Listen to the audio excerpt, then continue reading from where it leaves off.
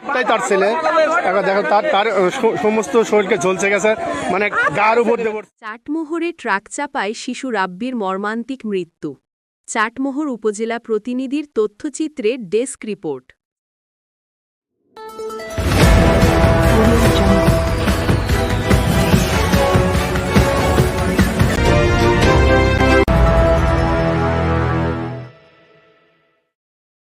পাবনার চাটমোহরে ট্রাকের ধাক্কায় রাব্বি হোসেন ৮ নামে এক শিশুর মর্মান্তিক মৃত্যু হয়েছে।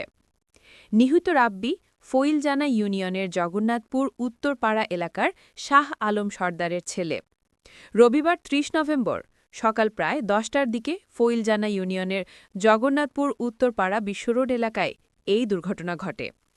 এলাকাবাসী ও প্রত্যক্ষদর্শীদের ভাষ্য অনুযায়ী শরৎগঞ্জ এলাকা থেকে ছাইকোলা ইউনিয়নের কাটেঙ্গা অভিমুখে একটি ট্রাক যাওয়ার সময় শিশু রাব্বি হঠাৎ সামনের দিকে দৌড়ে গেলে ট্রাকটি তাকে চাপা দেয়। এতে ঘটনাস্থলেই তার মৃত্যু হয়। ঘটনার সত্যতা নিশ্চিত করে চাটমোহর থানার ভারপ্রাপ্ত কর্মকর্তা ওসি মঞ্জুরুল আলম জানান, ট্রাক চাপায় শিশুটি মৃত্যু হয়েছে। পরিবারের পক্ষ থেকে কোনো অভিযোগ না থাকায় মরদেহ স্বজনদের কাছে হস্তান্তর করা হয়েছে। চলন বিলের সময়ের প্রতিচ্ছবি।